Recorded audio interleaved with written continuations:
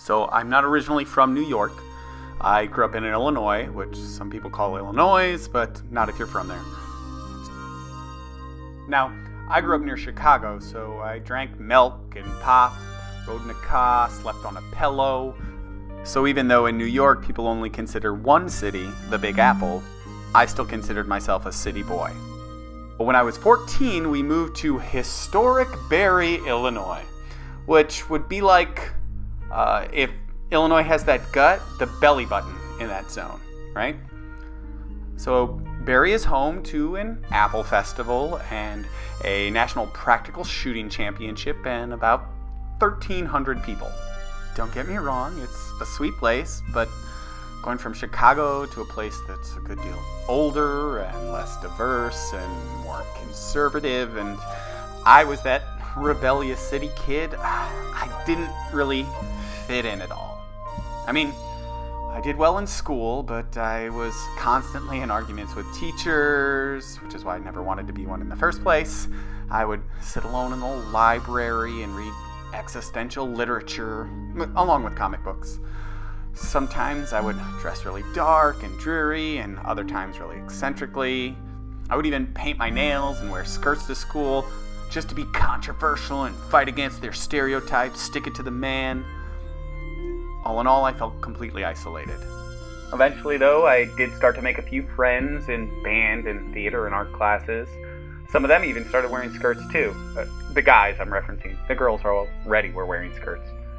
I still felt like an outsider. In fact, there was one group of other kids, athletic local kids, who were led by this guy, Paul, who you could recognize because he always wore his John Deere tractor cap. And they would bully my friends, beat up some of those other art friends who wore the skirts, and say some mean and ignorant things. Sometimes I retaliated with equally mean and arrogant things. They never wanted to fight me, I think because they thought I was a little crazy, like I might try to gnaw their leg off or something. The point is, they didn't really understand me, and I didn't really understand them.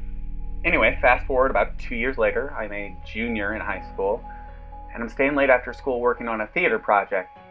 I'm daydreaming as I'm working, and I hear over the loudspeaker, "Code red! Code red! All janitors to the art room! All janitors to the art room now!" So, first off, who knew that janitors had a code red, and what is a janitor code red anyway? So even then, I was curious.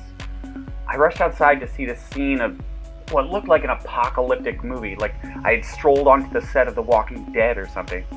There was shattered glass everywhere, and what takes me a moment to realize is blood all over the place. It was hard to tell at first that it was blood because it was so dark and there was so much of it. And lying on the floor of the art room, through all these tall windows, you could see the blood pooling around a deer that had obviously been lying there for a few minutes. Everyone, of course, due to the amount of blood and its stillness, assumed it was dead.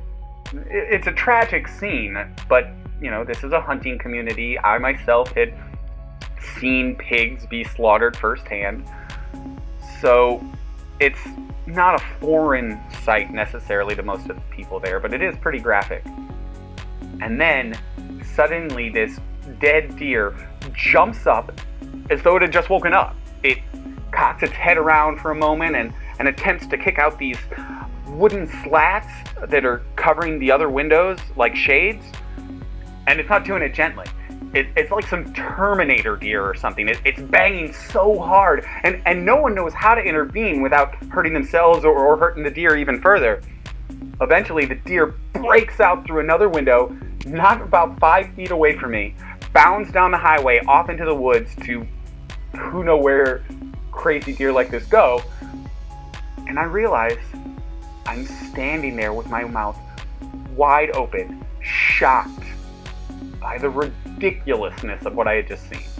And as my gaze peers back from where the deer ran off towards the school, I only now notice that across from me is, of course, Paul in his John Deere hat. And he was standing there, and the deer had essentially run between us, and we're both looking at each other, totally mesmerized. This sort of normal, seething hatred that we had had for each other seems to have shattered, kind of like those art room windows. And we didn't really say anything because in a situation like that, there really are no words to describe it. I simply nodded my head at him, and he tipped his hat to me, and in that moment, we both realized that we had witnessed something that we understood less than we even understood each other, right? It was kind of like a bonding experience. We were never going to be friends, but from that moment on, we were at least a bit more friendly. We understood that in a world where the petty squabbles of these two hyperactive teenage boys, they didn't matter as much, and that even amongst the two of us, who seemed so separate, there was common ground, even if it took an apocalyptic, rising from the dead, resurrected Rambo deer to make it happen.